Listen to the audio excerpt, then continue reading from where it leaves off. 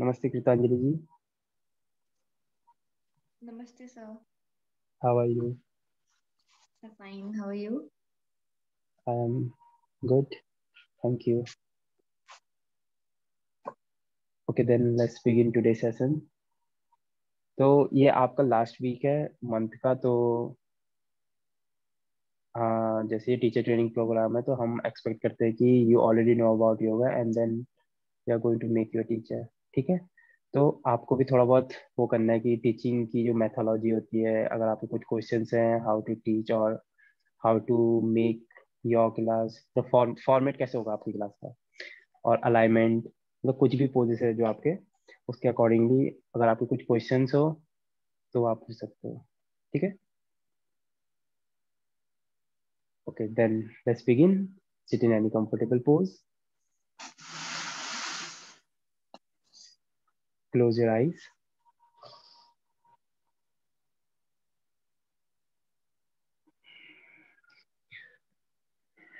Take a deep breath in. Long exhale out. We'll begin with 3 Om together. Take a deep breath in one more time.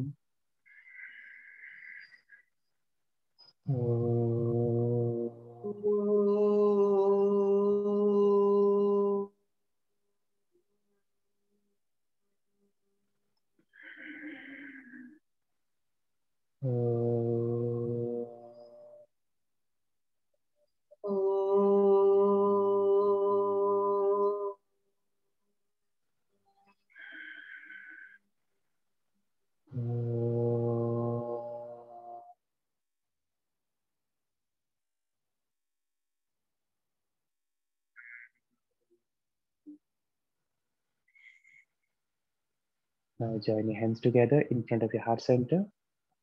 Bend your head forward. Now open your eyes while blinking. Namaste. So, just wait, I'm just coming here.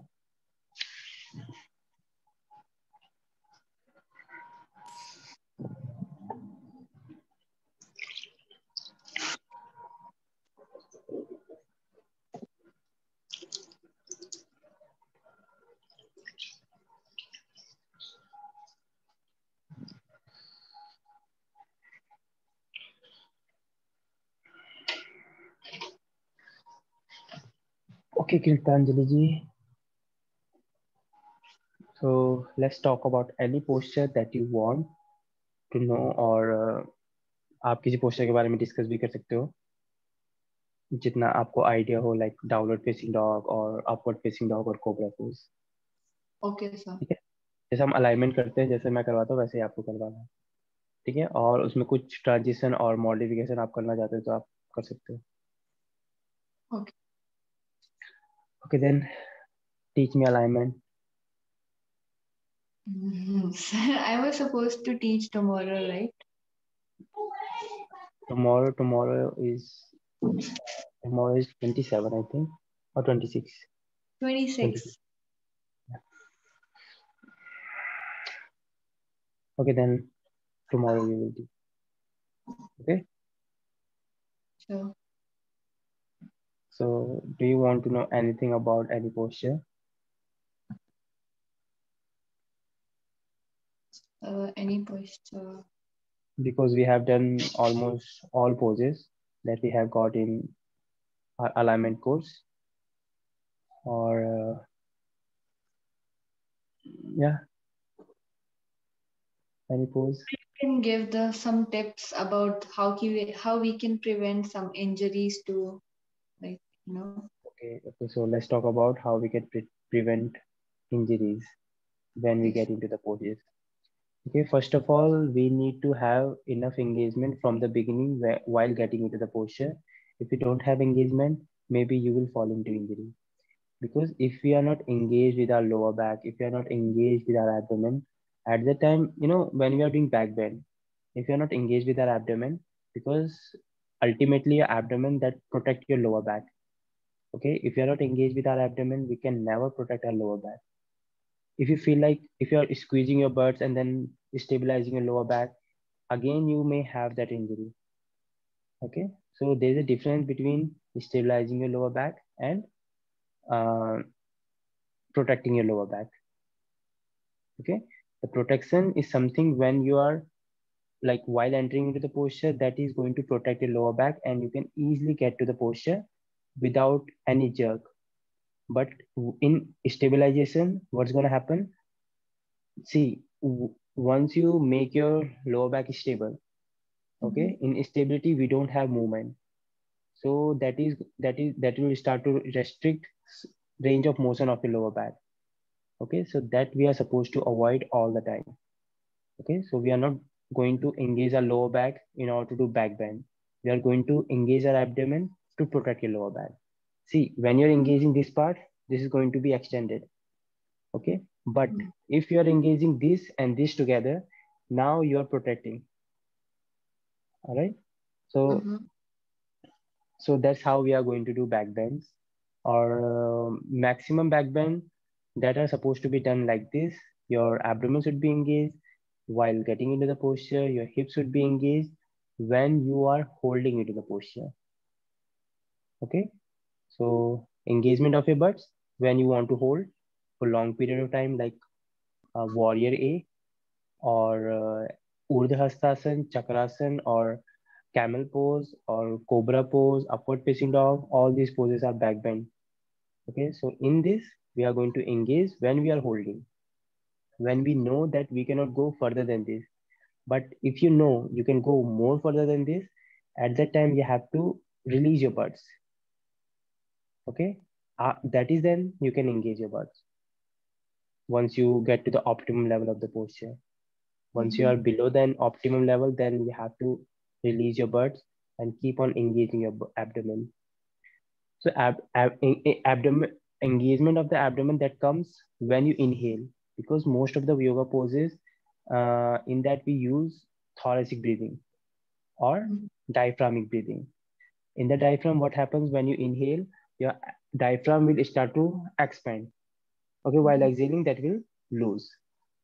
Okay, while inhaling, your diaphragm will start to come up high towards your chest, and your abdomen will suck in.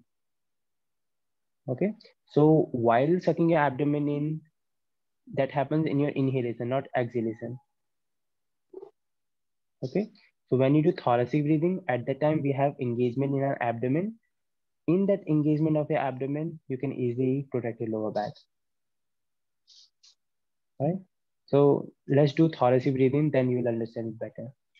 तो देखा होगा आपने, जब maximum जब yoga poses करते हैं आपका abdomen इन जाता है, मतलब एकदम फ्लैट होना चाहिए, और that should be pulled back towards your lower back. ना, एब्डोमेन जितना अंदर जाएगा उतना ज्यादा एंगेजमेंट रहेगा, उतना ज्यादा आपकी ब्रेथ और एक्सपेंड होगी. क्यों? क्योंकि आप थोड़ी ब्रीदिंग कर रहे हैं यहाँ पे. आपका डाउनवर्ड फेसिंग डॉग हो गया, अपवर्ड फेसिंग डॉग हो गया, कोबरा पोज हो गया, और warrior A, even warrior A, we are pulling our abdomen in while inhaling. Okay, तो यहाँ पे ये समझना पड़ेगा हमें कि हमारे जो मैक्सिमम पोजेस में ब्रीदिंग है, ब्रीदिंग टेक्निक है, वो हमारी थोरेसिक ब्रीदिंग है. ठीक है, जितना ज्यादा आप लंग्स को, और क्लेविकल ब्रीदिंग नहीं कर सकते यहाँ पे, जितना ज्यादा लंग्स को एक्सपेंड करोगे, जितना ज्यादा क्लेविकल ब्रॉड करोगे, उतना ज्यादा एंगेजमेंट आपके एब्डोमेन में आएगा केवल. ठीक है, कॉन्शियसनेस आपकी एब्डोमेन में होनी चाहिए, कॉन्शियसनेस आपकी लंग्स वाली ब्रीदिंग में होनी चाहिए, थोरेसिक ब्रीदिंग में होनी चाहिए ओनली. ठीक है, और इनहेल और एक्सेल क्या होता है, जैसे आप जब पोस्चर में जाते हो, केवल बैक बेंड ऐसा पोज है जिसमें हम एक्सेल के साथ रिलीज करते हैं. अदरवाइज कोई भी पोज है हम उसके उसमें इनहेल के साथ रिलीज करते हैं. ठीक है, let's suppose you are doing twisting. ठीक है, ट्विस्ट करते हैं हम while exhaling. Now first you gonna inhale, while exhaling you will twist it even more further out और डीपन इनटू द ट्विस्टिंग. ठीक है, this is your twisting while exhaling. But जब आप रिलीज करोगे पोस्चर को, when you want to release, you have to inhale and release. But in the back bend, what happens? You enter into the posture while inhaling, because we need abdomen engagement. Right? तो abdomen जितना ज्यादा आपका engaged रहेगा अंदर की तरफ, उतना ज्यादा आपका thoracic breathing, thoracic portion और आपका upper back extend होगा. ठीक है, एक्सटेंशन का मतलब है यहाँ पे केवल spinal extension, not your muscle extension. ठीक है, तो यहाँ पे जब आप एक्सटेंड करोगे, आप अपनी स्पाइन को एक्सटेंड करोगे पीछे की तरफ, इनहेल के साथ पीछे की तरफ जाओगे, while excelling you will release. ठीक है, तो ये पोजेस हैं जिसमें आपको इनहेल और एक्सेल का आपको ध्यान देना पड़ेगा। ठीक है, अदरवाइज काउंटर पोजेस बहुत इंपॉर्टेंट है। अगर आप काउंटर पोजेस नहीं करते हो, मे बी अगर आपने ज्यादा स्पाइन एक्सटेंड कर दी है and you just losing that right there, right there, just like this as it is, तो वहां पे क्या होगा आपको, देखो अगर हम किसी चीज को पुल कर रहे हैं अच्छे से, लेट्स सपोज हमने बैकबेंड किया, केवल एक्सटेंशन कहाँ का मिला, एब्डोमेन मसल्स का और लंग्स मसल्स का, ये हमारा एक्सटेंशन था, बट हमारी लोअर बैक में कॉन्ट्रेक्शन काफी ज्यादा था। सो इस वजह से, क्योंकि आपकी स्पाइन का भी वहां पे एक्सटेंशन हो रहा है, एब्डोमेन का एक्सटेंशन हो रहा है, बट स्पाइनल स्पाइनल कॉर्ड का भी एक्सटेंशन हो रहा है, तो स्पाइनल कॉर्ड के एक्सटेंशन को न्यूट्रल बनाने के लिए you have to do forward bend. And अब यहाँ पे मसल्स का एक्सटेंशन कर रहे हो, तो वहां पे भी आपको कॉन्ट्रेक्शन चाहिए मसल्स का।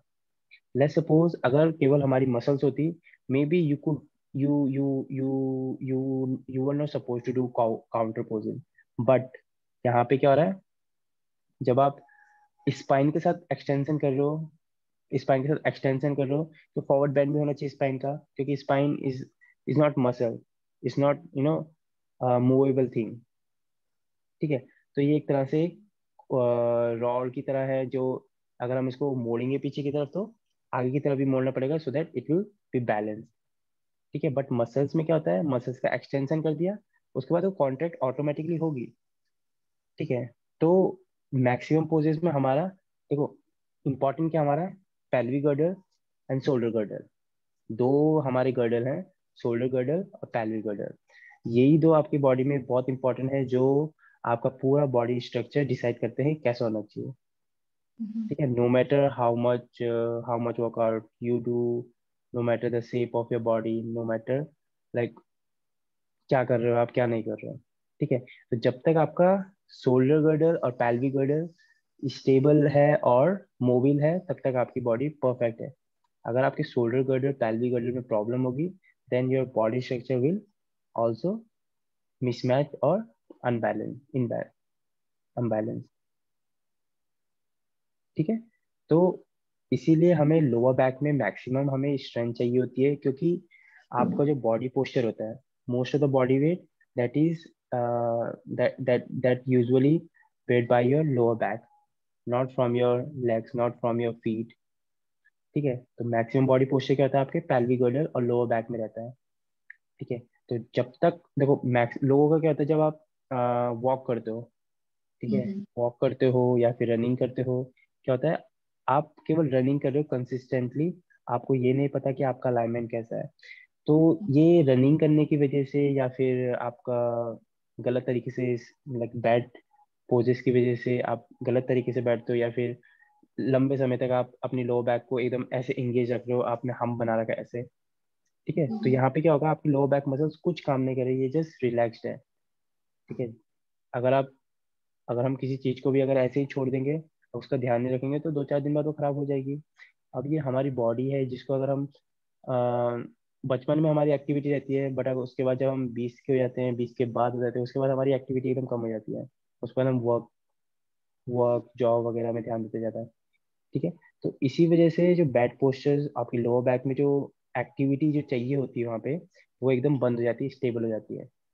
ठीक है, इस वजह से वहाँ पे स्टिफनेस आती है, स्टिफनेस की वजह से आपका फॉरवर्ड बैंड खराब होता है, फॉरवर्ड बैंड खराब होगा, देन आपको आपका पैल्विक जो आगे की तरफ टिल्ट होता है, देखा होगा आपने किसी का पैल्विक आगे की तरफ टिल्ट रहता है, एंटी, ये this is called anti pelvic tilt, जिसका आगे की तरफ टिल्ट रहता है, this is called anti pelvic tilt. तो ये प्रॉब्लम में क्या है, आपका लोअर बैक में स्टिफनेस काफी ज्यादा है। इसका ओके। मतलब स्टिफनेस है, स्टिफनेस की वजह से इसमें स्ट्रेंथ भी खत्म हो चुकी है। तो ओके। यहाँ पे क्या करना है आपको, हिप्स को स्क्वीज करना है in, so that it will, your abdomen and your lower back, they will be engage together all the time. ठीक है, मैक्सिमम ये चीजें होती है जब जब आपने कभी शूज देखे होंगे, वो हमेशा अंदर से खींचते हैं, अंदर से खींचते हैं, बाहर से नहीं खींचते, because there is a centre of the gravity in between your legs. ठीक है, आउटसाइड नहीं है हमारा, हम most of the body weight हम आउटसाइड नहीं डालते हैं, इनसाइड ही डालते हैं। ठीक है, तो इसीलिए आपकी फीट की पोजीशन भी मैटर करती है कि आप फीट कैसे रखते हो। आपकी फीट, लेट्स सपोज अगर आप मेरी फीट देखना, लेट्स सपोज आप फीट ऐसे रख रहे हो, ठीक है, आपने टोज टुगेदर रख रहे हो, हील टुगेदर रख रहे हो, तो this is not the correct position of your standing और दैट समस्थिति और इक्वल स्टैंडिंग। ठीक है, तो यहाँ पे क्या करना है आपको, keep your big toes together and slightly turn your heels out. Now you can see the difference. Now my legs are together. My I I cannot create space in between my legs because it needs also space to move freely. तो यहाँ पे क्या करूंगा, मैं थोड़ा सा space create करूंगा so that my outer edges of my feet they will be parallel to each other. ठीक है, तो जितना ज्यादा ये पैरेलल होंगे, जितना पैरेलल होंगे उतना ज्यादा आप हील से प्रेस करोगे। अगर आपके ऐसे होंगे then you will get inward. अगर आपके आउट रहेंगे then you can easily press your outer edges of your heel on the floor. ठीक है, तो यहाँ पे यही चीज ध्यान देनी है आपके, आपका लेग मतलब हील से थोड़ा सा अपार्ट होनी चाहिए ताकि आपको आप हील से अच्छे से पुश कर सको। आपकी नीज, आपकी हील, आपका हिप और आपके shoulder they all should be in one line. ठीक है, तो conscious conscious walking, conscious running ये इंपॉर्टेंट है। रनिंग कभी खराब नहीं होती, रनिंग तब तक सही है जब तक आप मतलब फ्लेक्सिबिलिटी में भी ध्यान दे रहे हो। अगर आप रनिंग रनिंग में केवल ध्यान दे रहे हो, अपना स्टेमिना बढ़ा रहे हो, तो वहां पे स्टिफनेस काफी ज्यादा बढ़ जाती है। आपके लिगामेंट्स, आपके हैमस्ट्रिंग, आपके हिप्स वो काफी ज्यादा टाइट हो जाएंगे। तो इस वजह से क्या होएगा, आपका हिप्स पीछे की तरफ मूव होगा, मे बी वो आगे की तरफ भी मूव हो सकता है। आपकी अगर हैमस्ट्रिंग टाइट होगी तो आपके ये भी टाइट होगा, हिप फ्लेक्सस या हिप फ्लेक्सस बोलते हैं, हिप फ्लेक्सस टाइट होगा, लोअर बैक टाइट होगी। ठीक है, तो ये होता है हमारा क्रॉस बॉडी सिंड्रोम। ऐसे ऐसा होता है ये।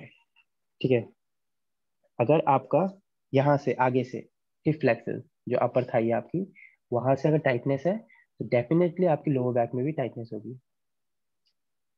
ठीक है, अगर टाइटनेस यहाँ है तो इसका मतलब आपके एब्डोमेन में स्ट्रेंथ बिल्कुल नहीं है, ये लूज हो जाएगा।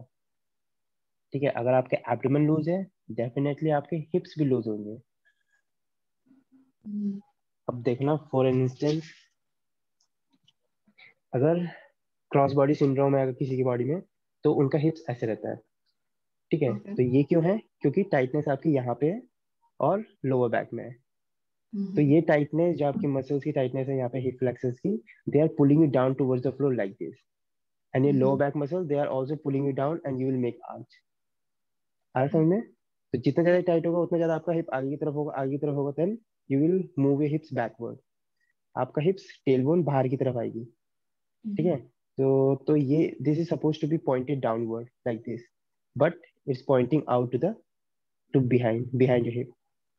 ठीक है, तो यहाँ पे ये ध्यान देना है, अगर आपके लोअर बैक टाइट है डेफिनेटली आपके हिप्स में स्ट्रेंथ नहीं है। अगर आपके हिप्स में स्ट्रेंथ होती then it could pull back, है ना। एब्डोमेन में भी स्ट्रेंथ होती तो ये एंगेजमेंट होता then you could easily make one straight line from your lower back and your abdomen. ठीक है, तो ये चीज ध्यान देने वाली है कि यहाँ पे आपको अपने एब्डोमेन में और अपने अपने एब्डोमेन में आपके हिप फ्लेक्सस में फ्लेक्सिबिलिटी प्लस स्ट्रेंथ बिल्ड करनी है एक साथ। और जब भी आपकी फ्लेक्सिबिलिटी प्लस स्ट्रेंथ एक साथ आ जाएगी, that means it is your mobility. ठीक है, मोबिलिटी हमेशा देखो देखो excess of everything is harmful. अगर आप फ्लेक्सिबल ज्यादा ही फ्लेक्सिबल हो, that is also not good for your body, that is called hyper flexibility. ठीक है, अगर आपकी मोबिलिटी ज्यादा हो गई that is called hyper mobility. ठीक है, जैसे हमारी स्टेबिलिटी यहाँ पे है आपके शोल्डर्स में, आपके एल्बोज में स्टेबिलिटी होती है, बट अगर हम एल्बोज को आगे की तरफ ऐसे पुश करते हैं, एल्बोज मैक्सिमम टाइम क्या होती है, हाइपर हाइपर मोबिल रहती है। ठीक है, इसको हाइपर एक्सटेंशन भी बोलते हैं। हाइपर एक्सटेंडेड है ये। हाइपर एक्सटेंशन में आपकी स्ट्रेंथ बिल्ड नहीं होगी। सेम हाइपर फ्लेक्सिबिलिटी में आपकी कभी स्ट्रेंथ बिल्ड नहीं होती है। और हाइपर मोबिलिटी में भी again you can never build the strength right there. Okay. देखा होगा आपने शोल्डर्स किसी किसी के क्या होते हैं, पीछे मुड़ जाते हैं, कैसे भी मुड़ जाते हैं, इधर से उधर इधर से उधर, है ना। तो that is your hyper mobility. हमें वो नहीं चाहिए, हमें केवल जो आपकी मतलब बॉडी का रेंज ऑफ मोशन है, जो आपके जॉइंट्स का रेंज ऑफ मोशन है, उतने तक चाहिए।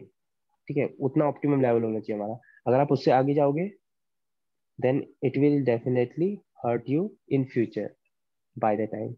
ठीक है, शॉर्ट पीरियड ऑफ टाइम के लिए सही है वो, बट जब आपका जो सिनोवियल फ्लूइड होता है जॉइंट्स के बीच में, अगर आप ज्यादा मोबिल करोगे then it will also start to reduce. Okay. ठीक है, तो इसीलिए जब भी आप हाइपर मोबिलिटी में जाओगे, आपका सिनोवियल फ्लूइड कम होगा। सिनोवियल फ्लूइड कम होगा, then you will create space in the joint. Space create होगा देन प्रॉब्लम क्रिएट होगी। ठीक है, तो आपने देखा होगा नी जॉइंट में मैक्सिमम दर्द होता है, क्यों? क्योंकि वहाँ बोलते हैं ना ग्रीस घिस गया है आपके लेग्स का। That is Mm-hmm. Also called synovial fluid. Slow synovial fluid क्या करता है, आपको लुब्रिकेट करता है आपके जॉइंट्स को, Mm-hmm. ताकि ये मूव हो सके अच्छे से। आपका नी जॉइंट है, वहाँ पे स्टेबिलिटी होनी चाहिए। अगर वो स्टेबिलिटी आपकी नी जॉइंट में खत्म हो रही है, स्टेबिलिटी Mm-hmm. का मतलब है ना केवल two action, flexion and extension. अगर वो फ्लेक्शन एक्सटेंशन भी नहीं हो रहा है, अगर स्टिफनेस मसल्स की वजह से हो गई है, again you will have problem. तो Mm-hmm. वहां पे क्या करना है आपको, मूवमेंट होना चाहिए। ठीक है, जैसे उनको देख लो जो रनिंग करते हैं, रनर्स होते हैं जो, ठीक है, उनका क्या होता है, देखो वहां पे स्टेबिलिटी है, एक्सटेंशन फ्लेक्शन। एक्सटेंशन फ्लेक्शन है, वो Yes. एक्सटेंशन फ्लेक्शन कर रहे हैं रनिंग में। Yes. एक्सटेंड करते हैं, फ्लेक्स करते हैं, एक्सटेंड करते हैं, फ्लेक्स करते हैं। तो एक Mm-hmm. टाइम में वो कितनी बार एक्सटेंड फ्लेक्स करते होंगे, अगर वो 100 मीटर की भी रेस कर रहे होंगे? ऑलमोस्ट 100 से ऊपर कर रहे होंगे, 100 टाइम से ऊपर कर रहे होंगे वो, Yes. है ना, एक्सटेंशन फ्लेक्शन। अब वो एक्सटेंशन फ्लेक्शन कर करके उनकी जो मसल्स का जो स्टिफनेस होती है वो काफी बढ़ जाती है।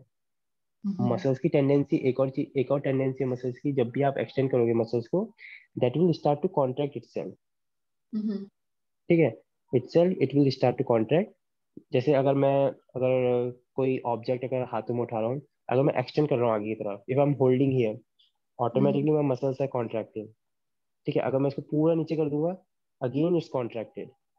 योर बाइसेप मसल भी कॉन्ट्रैक्टेड। अगर आप लूज कर दोगे, now it's not contracted. Mm-hmm. ठीक है, आपने पश्चिमोत्तानासन में भी करा होगा या फिर फील किया होगा, जब आपको कोई पुश करता है, जैसे वो आपको डीप ले जा रहा है पोस्चर में, तो वहां पे क्या होता है, आप आप ट्राई करते हो कि रेजिस्ट करो उस एक्शन को। Mm-hmm. रेजिस्ट करने का ट्राई करते हैं कि हम वापस आ सके जल्दी से जल्दी। वो आप नहीं करो, वो मसल्स का कॉन्ट्रैक्शन ऑटोमेटिकली, है ना। तो मसल्स आपकी ऑटोमेटिक कॉन्ट्रैक्ट होती है, कॉन्ट्रैक्शन की वजह से समटाइम वहां पे इंजरी आती है, टेयर होता है आपकी मसल्स में, है ना। तो हाँ, रनर की बात हो रही थी। जैसे रनर अगर आप एक्सटेंशन फ्लेक्शन कर रहा है, इसका मतलब वो स्टेबिलिटी बढ़ा रहा है। Mm-hmm. ठीक है, तो एक्सटेंशन फ्लेक्शन करके वो स्टेबिलिटी बढ़ा रहा है अपने नी जॉइंट की। स्टेबिलिटी सही है, बट वो ये होता है ना कि hyper hyper extension hyper flexion कभी भी सही नहीं होता है। Mm-hmm. हाइपर मोबिलिटी किसी के लिए सही नहीं होती है। वहीं पे वो स्टेबिलिटी ज्यादा बढ़ा है, तो स्टेबिलिटी ज्यादा बढ़ेगी तो मसल्स का मसल्स की जो स्टिफनेस है वो भी बढ़ जाएगी, टफ है हो ना। जाएगी। अगर हाँ, टाइट हो जाएगी, तो इस हाँ। वजह से भी नी में प्रॉब्लम होती है। और जर्क मिलता है आपकी नी को, तो डेफिनेटली आपको पेन होगा, है ना, Mm-hmm. क्योंकि ट्विस्टिंग अवॉइडेड है नी जॉइंट में। बिल्कुल भी ट्विस्टिंग नहीं कर सकते हम नी जॉइंट में। Only एल्बोज knee में ट्विस्ट, and हाँ elbow joint. हाँ, Only knee. नी जॉइंट, नहीं नहीं Uh-huh. नहीं, देखो नी जॉइंट, एल्बो जॉइंट और Okay. Lower back. Lower back, lower yes. Back में भी ट्विस्टिंग नहीं कर सकते हम, ट्विस्टिंग केवल अपर थॉरसिक रीजन में कर सकते हैं। Let's suppose Okay. आप ट्विस्टिंग कर रहे हो, तो that Uh, twisting directly coming from your thoracic region. और आप mm-hmm. हिप जॉइंट से भी ट्विस्टिंग नहीं कर सकते हो। Yes, yeah. आपको जो सैक्रम है और कॉक्सिक है, वहां से भी Mm-hmm. ट्विस्टिंग नहीं कर सकते हो। अगर बाई चांस आपने ट्विस्टिंग वहां से कर ली, डेफिनेटली वो टेयर हो जाएगा और वो जॉइंट डिसलोकेट हो जाएगा।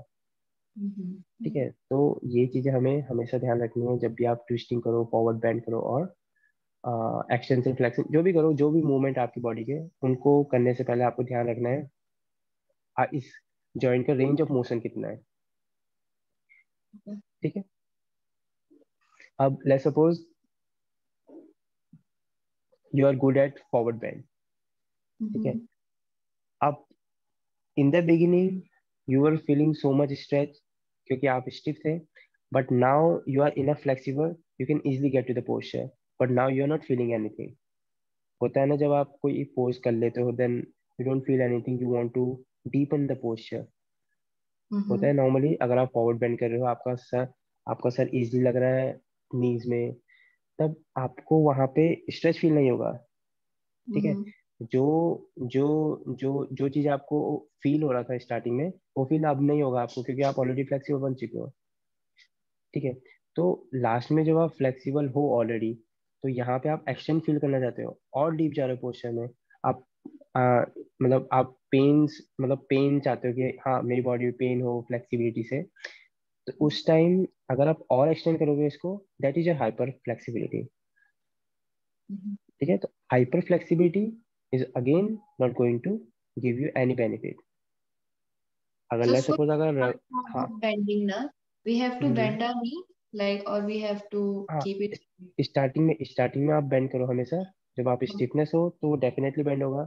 But Yes. जब आप फ्लेक्सिबल हो जाओगे, then it will be straight automatically. Okay.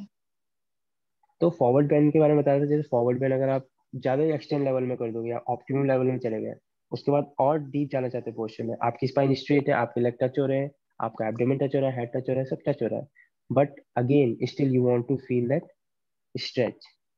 ठीक है. अब Mm-hmm. नहीं आ रहा है, क्योंकि अगर आप रबड़ को भी खींचोगे एक टाइम के बाद, इसकी जो रेंज ऑफ मोशन है, जो इसका एक्सटेंशन है, that will start to loose.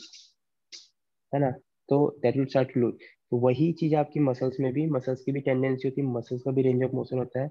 अगर आप उसको फॉरवर्ड बेंड, अगर आपका हेड नीचे टच हो गया, it means you can not go further than this. Mm-hmm. है ना. आपका टच हो गया, आप फील नहीं कर रहे हो पोस्चर में, आपको पुश करना पड़ रहा है, पुशिंग के बाद भी आपको फील नहीं हो रहा है, उसके बाद भी अगर आप पुश कर रहे हो कि कोई बंदा मेरा हाथ पकड़ के और पीछे खींचे, तो Mm-hmm. यहाँ पे आप क्या कर रहे हो, मसल्स के साथ नहीं कर रहे हो, आप जॉइंट्स के साथ खेल रहे हो. Yes, ठीक है. yes. तो जॉइंट्स में क्या होता है, जब आप फॉरवर्ड बेंड करते हो, आपको जो सैक्रम जॉइंट है, सैक्रम जॉइंट पता है आपको. Yes, the lowest one, lower one. हाँ. हाँ, लोअर वन. सैक्रम जॉइंट में क्या होता है, सैक्रम जॉइंट आपका स्टेबल है. Mm-hmm. सैक्रम जॉइंट हमेशा हिप के साथ मूव होता है. आप फॉरवर्ड बेंड करते हो कहाँ से करते हो, पूरा हिप और सैक्रम जॉइंट पूरा का पूरा मूव होता है. Mm-hmm. ठीक है. आपका टेलबोन अलग नहीं होता आपके सैक्रम जॉइंट से, सॉरी पैल्विक गर्डर से. आपके Mm-hmm. पैल्विक गर्डर के साथ वो एकदम अटैच्ड है.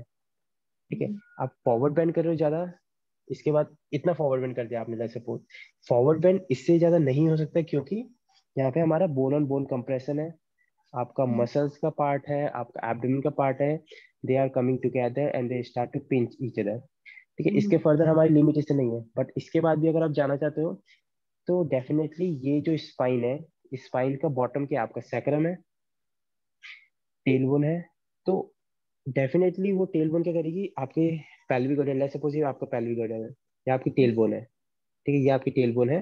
टेलबोन क्या होगी, अगर आप फॉरवर्ड बेंड ज्यादा करोगे, तो it will come out of its place. Uh-huh. ठीक है. तो मैक्सिमम लोगों को सैक्रोलिक जॉइंट पेन होता है इसी वजह से, जब वो ज्यादा फॉरवर्ड बेंड करते हैं. Okay. ठीक है. तो मसल का टेयर हो गया वो चलेगा, बट अगर जॉइंट्स में अगर लिगामेंट खींच चुका है, वो सही नहीं होगा. ठीक है. Mm-hmm. लिगामेंट की टेंडेंसी थोड़ा कम होती है रिकवर करने की, बट मसल की टेंडेंसी इजीली, मतलब you can recover from muscle pain. Yeah. But joints का पेन और लिगामेंट अगर मूव हो गया वहां से, आपके सिनोवियल जॉइंट मूव हो गया, तो प्रॉब्लम होगी, और वो लाइफ टाइम प्रॉब्लम रहेगी आपकी. Okay. तो इसीलिए जॉइंट के साथ नहीं करना है, हमेशा मसल को थोड़ा स्ट्रेच करो, चलेगा. जॉइंट्स को मोबिल करो, थोड़ा बहुत मूवमेंट सही है. जैसे शोल्डर जॉइंट का आप एक दिन में एटलीस्ट 2-3 बार अगर हाथ ऊपर नीचे भी कर दोगे, that is enough, fair enough. है ना. लेग्स का भी मूवमेंट अगर आप ऊपर साइड टू साइड करोगे, that is also fair enough. Okay. ठीक है. तो मोबिलिटी का यही है कि आप हमेशा मोबिलिटी एक लिमिट तक करोगे, फ्लेक्सिबिलिटी एक्सटेंड कर सकते हो, बट आपको पता चल जाएगा कि आप इसके बाद अगर और जा रहे हो, तो जॉइंट्स में पेन होगा, तो जॉइंट्स में आपको वहीं पे रेस्ट्रिक्ट करना पड़ेगा, होल्ड करना पड़ेगा. Okay. ठीक है. तो और कुछ पूछना है आप लोगों आपको इसके बारे में. So, और तो आप ही बता दो सर, और क्या जानना चाहिए? और जैसे देखो, कोई कोई जॉइंट्स हमारे ऐसे हैं, जैसे नी जॉइंट है. नी हम्म. जॉइंट में अभी अभी मैं अपना बेंड कर सकता हूँ नी इतना. ठीक है, इसका मतलब है I have got this much limitation, this much range of motion in my knee joint. ठीक है, नी जॉइंट में इतना रेंज ऑफ मोशन है आपका। बट आप चेयर पोज में, वॉरियर ए में बोला जाता है कि आप नी को आगे नहीं कर सकते हो। हम्म। ठीक है, अभी भी मेरा प्रेशर पड़ रहा है, पर उसमें आपको कोई सपोर्ट नहीं मिल रहा। इसमें मेरा सपोर्ट कहाँ जा रहा है, मैक्सिमम बॉडी वेट कहाँ है मेरा, नी जॉइंट में नहीं है। मेरा मैक्सिमम बॉडी वेट कहाँ है, मेरे हिप्स में। इवन हम्म। जो आज जिस पोजीशन में आप बैठे हो, यहाँ पे भी आपकी नीज पूरी बैंड है, नीज आपकी पूरी बैंड है, बट आपका बॉडी वेट कहाँ है, आपके हिप्स में हो, हम्म। आपके फीट में होगा, आपके हिप्स में होगा। तो centre of the gravity matters करता है यहाँ पे, कि आपका मास, सेंटर ऑफ द मास कहाँ पे है। आपका सेंटर ऑफ द मास आपके हिप्स में है। नीज में कोई पेन नहीं है, नीज में सपोर्ट, नीज को सपोर्ट मिल रहा है, अच्छा खासा सपोर्ट मिल रहा है, ताकि आप होल्ड कर सको पोस्चर को। बट अगर आपको सपोर्ट नहीं मिल रहा है नी जॉइंट में, then there is a problem.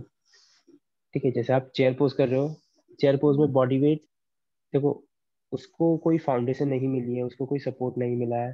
अगर उसको सपोर्ट मिल जाता नी को, then you could hold there for as long as you want. ठीक है, बट वहां पे नी जॉइंट में सपोर्ट नहीं है, तो अगर आप नी को आगे करोगे तो लेगामेंट में सारा का सारा प्रेशर आएगा, क्योंकि सेंटर ऑफ द ग्रेविटी क्या है, बीच में आपकी। ठीक है, तो सेम इन वॉरियर ए, अगर आप नी को और आगे करोगे तो अगेन, बिकॉज फ्रंट लेग से हम कहीं ना कहीं सपोर्ट लेते हैं पूरा का पूरा, वॉरियर ए में, वॉरियर में जब हम फ्रंट लेग का सपोर्ट लेते हैं, उस टाइम क्या होता है, अगर आप नी को आगे करोगे तो फ्रंट लेग में कहीं ना कहीं प्रेशर है। अगर फ्रंट लेग नहीं होता तो you you could not hold their. Back leg yes. में आपको पूरा प्रेशर नहीं है, फ्रंट लेग में। तो फ्रंट लेग में अगर नी को और आगे कर दोगे तो नी अगेन लिगामेंट में सारा प्रेशर आएगा, तो उस पोस्चर को आप होल्ड नहीं कर पाओगे। तो इसीलिए नी की स्टेबिलिटी के लिए आपको हमेशा एंकल के ऊपर, या फिर मैक्सिमम आप टोस से आगे नहीं रह सकते, मैक्सिमम टोस से पीछे ही होना चाहिए आपका। ठीक है, that is your like common alignment of knee joint. ठीक है, अदरवाइज अगर आप पद्मासन भी करते हो, पद्मासन में मैक्सिमम लोगों को क्या होता है, पद्मासन सही पोज है, बट मैक्सिमम लोग क्या करते हैं, ट्विस्टिंग करते हैं नी जॉइंट में। हाँ। ठीक है, जैसे आप अभी पद्मासन कर रहे हो, पद्मासन करिए, लोटस फ्लेक्स। तो ये आपका पद्मासन है। तो पद्मासन में अभी आपने क्या करा, नीज का, नीज की ट्विस्टिंग थी, फ्लेक्शन था, एक्सटेंशन था, क्या कौन सा मूवमेंट था ये, आपको क्या लगता है। ट्विस्टिंग थी, हल्की सी स्लाइट ट्विस्ट। ट्विस्ट, हाँ, ट्विस्ट हो रहा है। तो यहाँ पे हमें ट्विस्टिंग को अवॉइड करना है। ट्विस्टिंग को अवॉइड कैसे करेंगे, केवल फ्लेक्शन होना चाहिए हमारे यहाँ पे। ठीक है, तो देखो, जैसे आप लेग को पीछे ले आ रहे हो, पीछे ले गए, उसके बाद अभी यहाँ पे कोई ट्विस्टिंग है नी जॉइंट में, अभी कोई ट्विस्टिंग है, क्योंकि आप फ्लेक्स कर रहे हो केवल टोस को। आपका मूवमेंट हमेशा हिप से आ रहा है अभी, direct movement that is coming from your hip. Now you are just flexing your leg. ठीक है, इसके बाद just move your leg to the left side, and then bend your leg more, flex your legs more to inside. What about the या toes, do we have toes too? आप point करो, toes point रखना चाहिए, क्योंकि देखो, upper leg outward rotated है, front leg, lower leg that is also suppose to rotate outward. Okay. ठीक है, तो आउटर रोटेशन कब मिलता है, एक वो जो पिजन पोज कराया था मैंने, उस टाइम डायरेक्टली बताया था आपको कि आपके toes, they influences your rotation of your legs. ठीक है, टोज अगर पुल करोगे तो इंटरनल रोटेशन, पॉइंट करोगे तो आउटवर्ड रोटेशन। ठीक है, तो मेरा अपर लेग आउटवर्ड रोटेटेड है, lower leg is also suppose to rotated outward, right. तो हम क्या करेंगे यहाँ पे, make your toes pointed and then try to push your knee down.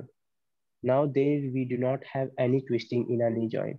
Now we are doing this pose safely. ठीक है, तो इस तरीके से करना है आपको पद्मासन। और पद्मासन में आपके दोनों नीज मैक्सिमम, मतलब मैक्सिमम टाइम हमारा नीचे नहीं जाता है। क्यों, क्योंकि ये प्रॉब्लम यहाँ नी में नहीं है, ये प्रॉब्लम आपके हिप जॉइंट में। ठीक है, अगर आपका हिप जॉइंट इनफ फ्लेक्सिबल होता, you could easily push your knee down. But अगर आपका नी ऊपर है, इसका मतलब यहाँ पे हिप जॉइंट में आपकी इनफ मोबिलिटी नहीं है। ठीक है, इनफ मोबिलिटी का मतलब क्या है यहाँ पे, देखो, जब आप, ये डायरेक्ट मोबिलिटी कहाँ से आ रही है, आपकी हिप जॉइंट से आ रही है। हिप जॉइंट में जो लिगामेंट जो मसल के साथ अटैच्ड है, और टेंडेंस हो गया, जो मतलब, जो देखो, बोन का ढांचा है, बोन का ढांचा कहीं ना कहीं आपके लिगामेंट टेंडेंस से जुड़ा है। ठीक है, तो यहाँ पे आपका स्ट्रेच नहीं है, यहाँ पे फ्लेक्सिबल नहीं है आप। ठीक है, इसका मतलब ये है। तो वहां पे फ्लेक्सिबिलिटी कैसे गेन होगी, जब आप मोबिल करोगे। हिप जॉइंट को, ओके। ठीक है, तभी आपका नी नीचे जा पाएगा, अदरवाइज ये नी ऊपर ही ऐसे उठा रहेगा, ठीक है।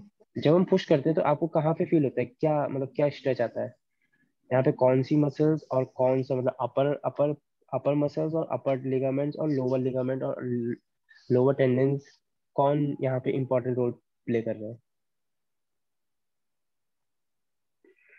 तो मेरा राइट राइट लेग तो अच्छे से बैठ रहा है ना, बस लेफ्ट नहीं बैठ रहा है, तो हाँ, इसमें मेरा स्ट्रेच लेफ्ट अंदर। इसलिए नहीं बैठ रहा है क्योंकि आपकी हिप जॉइंट में थोड़ा सा मोबिलिटी कम है, ठीक है। अब मोबिलिटी कौन सी मसल्स में आपकी कम है ये समझना पड़ेगा। आप कभी योगा पोज कराओगे, जैसे सपोज, जैसे किसी स्टूडेंट का लेग नीचे नहीं हो रहा है, जैसे आपका नहीं हो रहा अभी, ठीक है, तो यहाँ पे कौन सी मसल्स और कौन से मतलब मसल्स का नाम मत बताइए, बस मसल्स कौन सी, ऊपर वाली मसल्स, नीचे वाली मसल्स, मतलब सुनी। कहाँ पे हमें वर्क करना चाहिए। सब मुझे स्ट्रेच यहाँ पे फील हो रहा है अभी ना। हाँ तो देखो, इसका मतलब क्या है, पहला तो हम मोबिलिटी में वर्कआउट करेंगे। मोबिलिटी कहाँ, पीछे वाली मोबिलिटी नहीं, आगे वाली, ठीक है। तो यहाँ पे आउटवर्ड रोटेशन प्लस जो आपकी जो लिगामेंट्स और टेंडेंस है, इन सबको आपको थोड़ा सा फ्लेक्सिबल बनाना पड़ेगा, ठीक है। इनको फ्लेक्सिबल कब बनाएंगे, जब आप यहाँ पे वर्कआउट करोगे, मतलब हिप फ्लेक्सर्स में, ठीक है। हिप्स, हिप फ्लेक्सर्स ये आगे होते हैं, हिप एक्सटेंसर्स पीछे होते हैं, तो आपको हिप फ्लेक्सर्स में वर्कआउट करना है, जैसे कोबरा पोज, सॉरी नहीं, कोबरा पोज, हाँ कोबरा पोज, अश्व संचालन, horse riding pose, camel pose. So these poses are going to give you nice flexibility in your frontal muscles like hip flexors or groins. Your inner groins, they are also playing major role in this half lotus forward bend. ठीक है, तो muscles का पता होना चाहिए आपको कौन सी muscles कहाँ पे स्ट्रेच करनी है। यहाँ पे ये वर्कआउट होगा, यहाँ पे आपके जो लेग का आउटर रोटेशन है ये वर्कआउट होगा, ठीक है। तो अगर आपका लेग नीचे नहीं जा रहा है, इसका मतलब कहीं ना कहीं स्टिफनेस यहाँ पे है आपके इस वाले लेग में, ठीक है। अब दूसरी साइड से करो आप ये लोटस लेग, लोटस पोज, दूसरी लेग। हाँ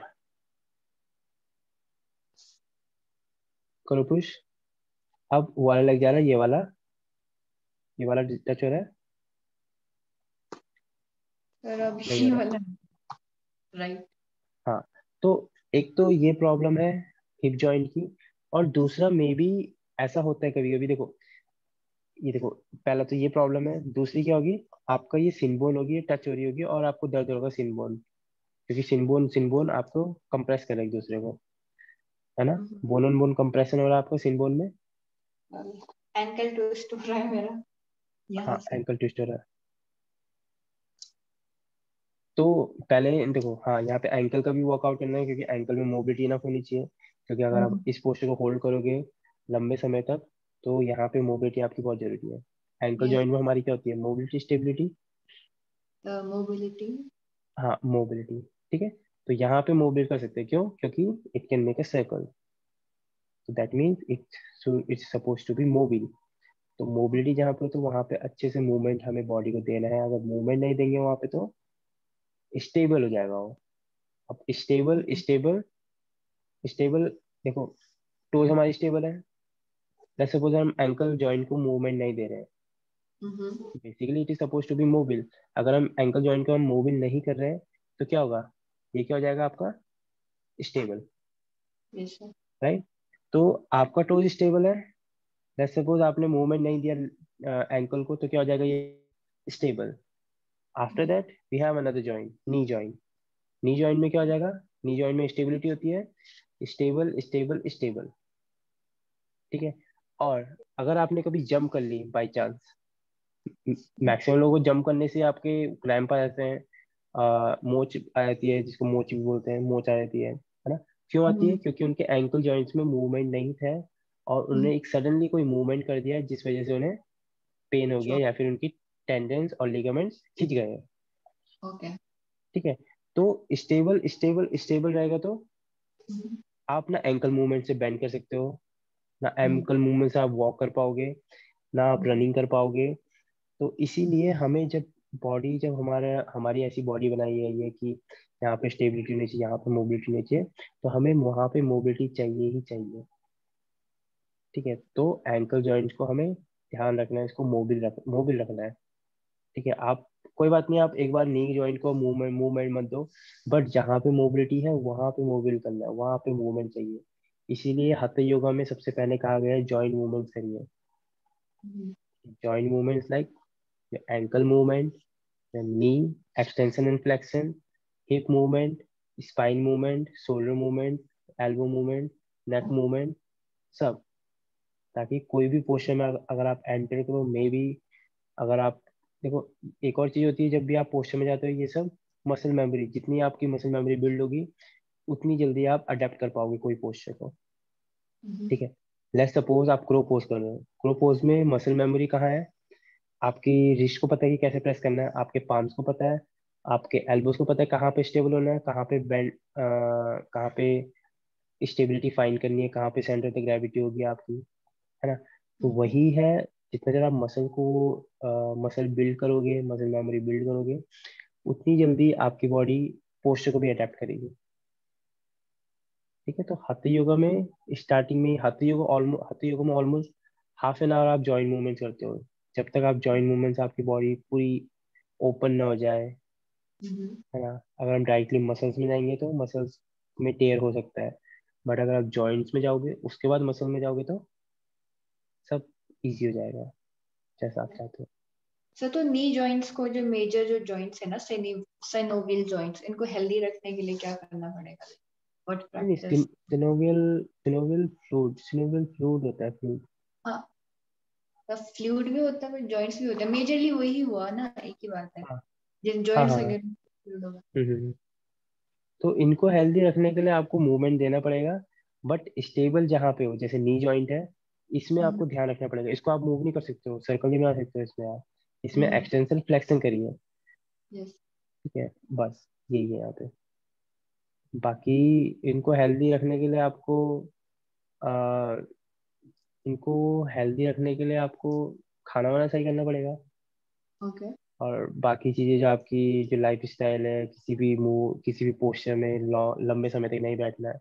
इवन अगर वो पोस्चर आपको बेनिफिट भी दे रहा है, तो उस पोस्चर में आपको लंबे समय तक नहीं बैठना है, ओके। क्योंकि कहीं ना कहीं वो आपके बोन एंड बोन कंप्रेशन है, वो बोन एंड बोन कंप्रेशन कभी भी सही नहीं होता आपकी बॉडी में। ओके। ठीक है, तो इस तरीके से योगा पोजेस में हमें ये चीज़ ध्यान रखनी है। सर फूड में क्या फूड आएगा, मतलब जैसे फूड कि में हम्म, फूड में ये तो आपको वो मैम ज़्यादा अच्छे से बता पाएगी, जो, आयुर्वेदा। हाँ, आयुर्वेदा वाली। ओके। हाँ, मैं बता दूंगा, बट वो उतना ज़्यादा वो इफेक्टिव नहीं होगा, उसके लिए डाइट चार्ट बनाना पड़ेगा सही से, और ओके। उसकी स्टडी करनी पड़ेगी, उसको मैंने लंबे समय तक पढ़ा नहीं है तो। ओके।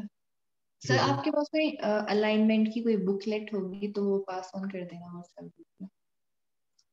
नहीं, अलाइनमेंट की बुक देखो, अलाइनमेंट के बारे में आपको आपको केवल पोस्चर के बारे में बताया जाएगा कि आपका पोस्चर ऐसा होना चाहिए, आपके लेग ऐसा होगा, ये ऐसा होगा, ये ऐसा होगा, पर उसमें हम्म, मैक्सिमम चीजें ये नहीं बताई जाती कि अगर आप ऐसा करोगे तो मे बी आपको ये प्रॉब्लम हो। अब पोस्चर को इस तरीके से करना है, ये करना है, ये नहीं बताया जाएगा आपको, जस्ट नॉर्मल बताया जाएगा। और बाकी आप अनाटमी में ये चीजें पढ़ सकते हो। ओके। आप बॉडी की अनाटमी पढ़िए, तो उसमें क्या होएगा, आपको ये चीज समझ में आएगी, तब आपको पता चलेगा, आप उसको रिलेट कर पाओगे कि अगर हम ये करेंगे तो मे बी ये हो, ये प्रॉब्लम होगी। जैसे आपकी लो बैक में प्रॉब्लम होती है, scoliosis, lordosis, kyphosis, I mean पूरी स्पाइन में, तो ये कहीं ना कहीं आपके anterior pelvic tilt, posterior pelvic tilt, cross body syndrome, आपके जो फ्लैट फीट है, सबसे रिलेट कर रहा है।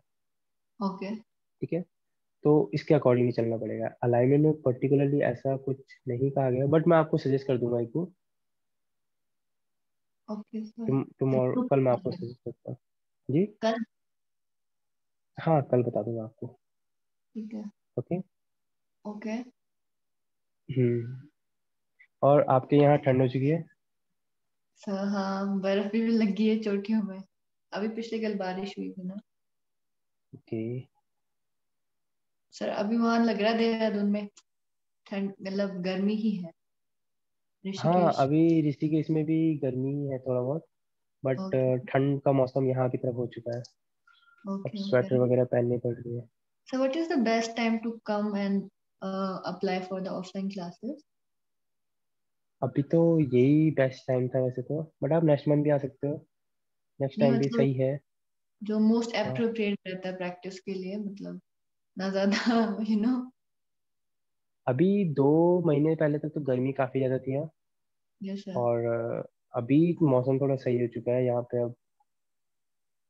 अब अब सब सही है वैसे तो। ओके। अदरवाइज फरवरी मार्च में भी आप आ सकते हो, फरवरी मार्च में भी काफी सही रहता है। ओके हम्म। सर, इसके बाद फिर 300 आवर्स का कोर्स रह जाएगा ना, अगर मुझे करना ही होगा? जी। या फिर 500 का तो वही हो जाएगा ना कलेक्टिवली ही, हाँ, दोनों? Collective 200 hour plus 300 hour, 500 hour. Okay sir, तो 300 आवर कोर्स कोर्स में हम क्या सीखेंगे मेजरली?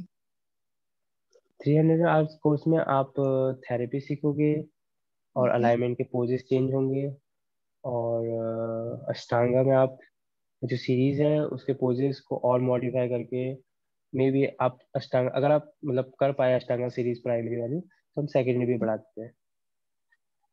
और हठ योगा, विन्यासा, सर तो और एडवांस अलाइनमेंट। सीरीज भी सिखाएंगे? क्योंकि अष्टांगा की एडव 4 मतलब काफी सीरीज है ना। हाँ, देखो अष्टांगा में आपकी 6 सीरीज है, हाँ। ठीक है। तो उसको डिवाइड किया गया है, पहली series primary series, second yes. Intermediate. Intermediate, और थर्ड जो सीरीज है उसको 4 को कंबाइन किया गया है, यस, ABCD है। ABCD में, ठीक है। तो वो आपकी होगी एडवांस। तो एडवांस सीरीज में तो आपको फ्लोटिंग करनी पड़ती है, मतलब चतुरंगा, और उसमें क्रो पोज में आगे, क्रो पोज से आप हैंड स्टैंड करोगे, उसके बाद वापस आओगे, उसके बाद 1 लेग क्रो पोज करोगे, उसके बाद अगेन ऊपर जाओगे। तो उसमें ओके। फ्लोटिंग ज्यादा है, आप मतलब आर्म्स की स्ट्रेंथ काफी ज्यादा चाहिए। और जो सेकेंडरी सीरीज है उसमें बैक बेंड ज्यादा चाहिए, प्राइमरी सीरीज में फॉरवर्ड बेंड ज्यादा चाहिए। तो जब तक फॉरवर्ड बेंड सही नहीं हो तब तक आप बैक बेंड में नहीं जा सकते हो, बैक बेंड सही नहीं हुआ तब तक आपका बॉडी में एकदम बैलेंस नहीं हो, तब तक आप बैलेंस भी नहीं बना पाओगे। तो राइट राइट। एडवांस तक तो काफी हार्ड हो जाता है। हम्म। इवन प्राइमरी सीरीज हम भी मतलब कभी कभी पोजेस होते हैं कुछ कुछ, वो हम भी नहीं कर पाते हैं। पर जब बॉडी वार्म रहती है then we can do it, पर जब बॉडी वार्म नहीं रहती है then it's very hard to okay adapt. Sir, तो बेसिकली जो हमारी प्राइमरी सीरीज है वो हमें फ्लेक्सिबिलिटी और स्ट्रेंथ दोनों ही देगी हमारे लोअर हाफ में, right? Hmm hmm hmm hmm. Not the. और हाँ। थोड़ा बहुत रहेगा शायद जो शोल्डर में रहेगा, जैसे सर्वांग आसन से। हाँ, जैसे मारीचासन हो गया, इसमें शोल्डर में स्ट्रेचेस होते हैं, ट्विस्टिंग होती है। सर, एंड कोर मसल की स्ट्रेंथ बिल्ड करने के लिए क्या करना पड़ेगा? कोर मसल देखो, प्राइमरी सीरीज में आपकी कोर भी मसल्स हो जाते हैं, स्ट्रेंथ भी बिल्ड होती है, क्योंकि जब आप जंप बैक जंप थ्रू करते हो तो इसमें आपकी कोर मसल्स काफी इंपॉर्टेंट रोल ओके। अदा करती है, तो इसलिए तो। Jumping is the crucial part in order to build the हाँ। core muscles and the shoulder strength also. Yes, shoulder strength, हाँ वो आपको चतुरंगा में बिल्ड हो जाती है। हम्म। यस। सर, तो सन सैल्यूटेशन A and B अगर किसी को ट्राई करना हो तो वो कितने राउंड कर सकता है ग्रेजुअली, टू व्हाट लेवल, अगर उसके पास ज्यादा टाइम ये नहीं है? ये ये जैसे आप hatha योगा वाला सिंसेरिटी के बेस्ट है, क्योंकि बिगिनर्स को हमेशा hatha योगा कराया जाता है, आप अष्टांग नहीं करा सकते, क्योंकि जब तक उसका पोस्चर सही नहीं है तब तक वो अष्टांग वाले पोजेस नहीं कर पाएगा। ओके। ठीक है, तो hatha योगा प्रेफर करना चाहिए हमेशा बिगिनर्स को। कोई भी हो, आप सन सैल्यूटेशन वही वाला कराइए, ये मतलब सन सैल्यूटेशन या मून सैल्यूटेशन। तो वही प्रेफर करूंगा मैं भी, आप हाथ योगा वाला कराइए, क्योंकि उसमें आपको स्लो एंड जेंटल फ्लेक्सिबिलिटी मिलती है। पर आप डायरेक्टली अष्टांगा वाला करोगे तो आपको केवल स्ट्रेंथ बिल्ड होगी, ठीक है, आप वो नहीं कर सकते, आप फ्लेक्सिबिलिटी नहीं बढ़ा पाओगे। ओके। तो ओके। हठ योगा से फ्लेक्सिबिलिटी बिल्ड होती है? हाँ, मैक्सिमम। मतलब हमारे जो जॉइंट्स है वो ज्यादा खुल जाते हैं ताकि हम मूव हम्म आगे मूव कर हम्म। सकें। Okay. So may I ask you from where did you did your like instructor course or this course from? ये कोर्स मैंने शिवोम योगा स्कूल से किया था। ओके। बट ये चीजें जो इंस्ट्रक्शन वगैरह हो गया, और ये तो जो भी पढ़ा रहे हैं ये चीजें टाइम टू टाइम मतलब सीख गए। मतलब जो हमने मास्टर्स किया हमारा अपना, उसके बाद हमें ये सीखा। अच्छा, मास्टर्स के बाद आपने अलग से किया ये? हाँ हाँ। Okay okay. हम्म। मुझे लगा कि लाइक पहले से, क्योंकि ऋषिकेश में काफी ज्यादा वो है ना, मतलब colleges and school related to yoga, हाँ हाँ। तो मुझे लगा शायद वहीं से कहीं मे बी वहाँ के स्टूडेंट होंगे। हाँ मतलब एक स्कूल था वहाँ मैंने सीखा था, उससे पहले मैंने मास्टर किया था। तो 200 आवर्स 300 आवर्स भी करा, फिर उसके बाद ये किया। Okay okay. फिर ओके देन सोनाली जी। हाँ जी। Okay then let's finish. Would you like to finish today session?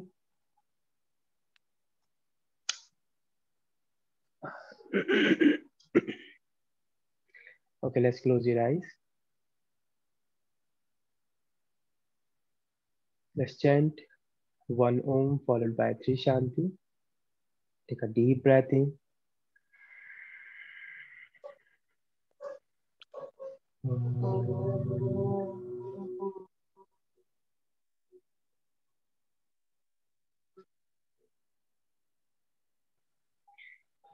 Shanti.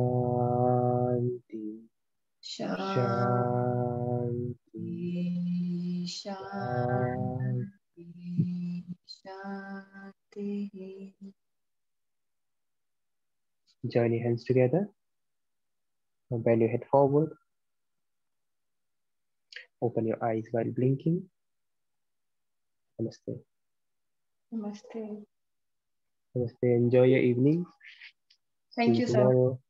Okay Be ready for tomorrow class. Okay? Okay sir, sure. Okay. Bye bye.